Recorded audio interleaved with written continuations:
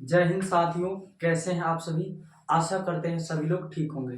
दोस्त, आज के इस वीडियो में हम लोग बात करने वाले हैं क्लास 12 चैप्टर 1 का 10 most repeated VVI objective question का, जो कि चैप्टर नंबर 1 से होगा। हमारा चैप्टर है इंडियन सिविलाइजेशन एंड कल्चर। तो यदि आप भी क्लास 12 में हैं और इस बार 12th का एग्जाम देने वाले हैं तो आपके लिए यह वीडियो काफी फायदेमंद होने वाला है। आप इस वीडियो को वॉच कीजिएगा और वॉच करने के बाद यदि वीडियो पसंद आए तो वीडियो को फुल लाइक कीजिएगा और अपने दोस्तों के पास शेयर कीजिएगा। चलिए हम लोग वीडियो को स्टार्ट करते हैं। समझिएगा ध्यान से, क्वेश्चन काफी इंपॉर्टेंट है। कह रहा है, हम लोग का फर्स्ट क्वेश्चन है, the sentence the distinguishing characteristic of modern civilization is our indefinite multiplicity of words is from. माने कि यह जो लाइन है, समझिएगा, यह जो लाइन है, इतना जो लाइन है वह कहां से लिया गया है। और ये क्वेश्चन 2019 में पूछा जा चुका है। मतलब कि distinguish characteristic of modern civilization. तो दोस्त, मॉडर्न सिविलाइजेशन जो है, ये चैप्टर कौन सा आया था? तो इसी में आया था इंडियन सिविलाइजेशन एंड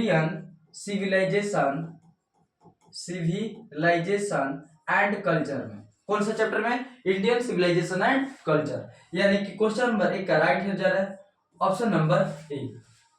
यानी कि देखिए, एक की पॉइंट क्या है? मॉडर्न सिविलाइजेशन दिख जाए, डिस्टिंग्विश दिख जाए, मल्टीप्लिसिटी दिख जाए, तो यह जो वर्ड है यह एक ही में दिखा था, इंडियन सिविलाइजेशन एंड कल्चर। कौन सा चैप्टर है? Indian civilization and culture. चलिए नेक्स्ट प्रश्न देखते हैं, ध्यान दीजिएगा। नेक्स्ट प्रश्न 2 नंबर क्वेश्चन बहुत ही इंपॉर्टेंट है, समझिएगा। कह रहा है, ध्यान दीजिएगा, आई बिलीव डेट, मैं विश्वास करता हूं, the civilization India has evolved is not to be beaten in world is from. मतलब कि मुझे विश्वास है कि इंडियन जो सिविलाइजेशन है वह किसी से हार नहीं सकता है विश्व भर में। ये जो लाइन है कहां से लिया गया? इज फ्रॉम, कहां से लिया गया है? Chapter number 1 Indian civilization and culture. यानी कि लाइन जो है कहां से लिया गया है? Indian civilization and culture. यानी कि इंडियन सिविलाइजेशन की बात किया जाता है ओनली एक चैप्टर में, जिसके लेखक कौन है? इंडियन सिविलाइजेशन एंड कल्चर के। तो याद रखिएगा, महात्मा गांधी। कौन है? महात्मा गांधी। पूछेगा इंडियन सिविलाइजेशन एंड कल्चर के लेखक कौन है? तो महात्मा गांधी। कौन है? महात्मा गांधी। चलिए नेक्स्ट प्रश्न की ओर बढ़ते हैं, देखिएगा ध्यान से। नेक्स्ट चैप्टर क्वेश्चन है, my experiment with truth was written by. माने कि यह जो बुक है माई एक्सपेरिमेंट विथ ट्रूथ, यह किसने लिखा है? तो दोस्त बता दे, यह जो है माई एक्सपेरिमेंट विथ ट्रूथ, ये लिखे हैं महात्मा गांधी। कौन लिखे हैं? महात्मा गांधी। यानी कि माई एक्सपेरिमेंट विथ ट्रूथ जो है, इस चैप्टर को लिखने वाले हैं महात्मा गांधी। कौन लिखा है? महात्मा गांधी। यानी इसका राइट आंसर हो जाएगा ऑप्शन नंबर डी। नेक्स्ट प्रश्न की ओर बढ़ते हैं। नेक्स्ट प्रश्न ध्यान दीजिएगा, 4 नंबर प्रश्न। 4 नंबर प्रश्न काफी इंपॉर्टेंट है बच्चा, समझिएगा ध्यान से। देखिएगा, the world famous Arctic civilization is in, और यहाँ पर खाली स्थान भरना है। एक किताब का लाइन है, जो वर्ल्ड का फेमस अर्टिक सिविलाइजेशन है वो कहाँ है? देश का नाम बताना है आपके लिए। ग्रीस है, इटली है, स्पेन है और पोर्चुगल है। तो दोस्त, ये जो अर्टिक सिविलाइजेशन है वह ग्रीस में फेमस था। कहाँ फेमस था? तो ग्रीस में। कोई पूछेगा अर्टिक सिविलाइजेशन कहाँ फेमस था, तो वह है ग्रीस। यानी ऑप्शन नंबर ए। क्या है? ऑप्शन नंबर ए। नेक्स्ट प्रश्न की ओर बढ़ते हैं, 5 नंबर क्वेश्चन, ध्यान दीजिएगा। खाली स्थान, viewed large cities as snares and useless income branches. मतलब कि यहाँ पर खाली स्थान भरना है। व्यूड देखा जाता है, लार्ज सिटीज माने बड़े बड़े शहरों में, as snares and useless income के रूप में। मतलब ऐसा कौन सा मतलब कि देश है, जैसे कि Romans, Italians, Germans, our ancestor, यानी कि कौन जो है बड़े बड़े शहरों में देखे जाते हैं। तो इसके लिए 4 ऑप्शन दिए गए हैं और इसका राइट आंसर हो जाएगा आवर एंसेस्टर, यानी कि हमारे जो पूर्वज हैं बड़े बड़े शहरों में लार्ज स्केल पर देखे जाते हैं, अस्नेस एंड इजलेस एबेक ब्रांसेस के रूप में।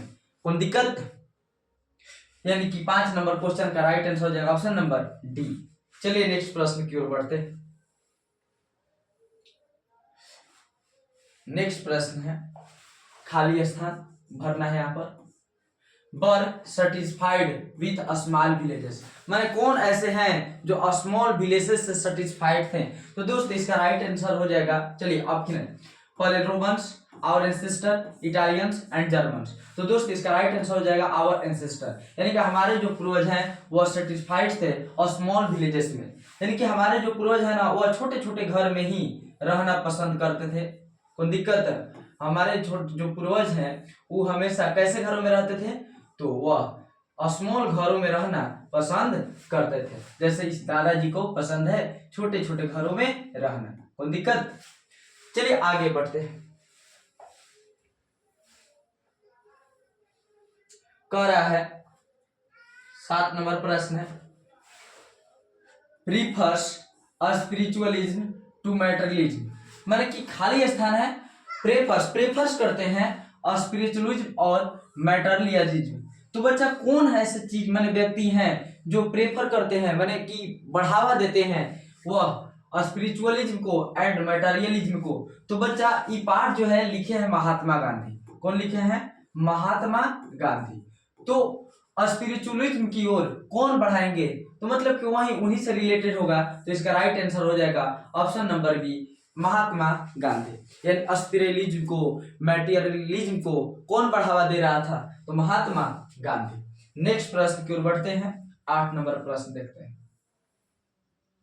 8 नंबर प्रश्न ध्यान दीजिएगा हम लोग का, कह रहा है simple living and high thinking is the base of, माने साधारण रहिए लेकिन ऊंचा सोचिए, इज द बेस आधार है, का आधार है, क्या Iranian civilization, Indian civilization, American civilization and European civilization. तो दोस्त यहाँ पर इंडियन सिविलाइजेशन की बात किया जा रहा है, क्योंकि ये चैप्टर ही है इंडियन सिविलाइजेशन एंड कल्चर।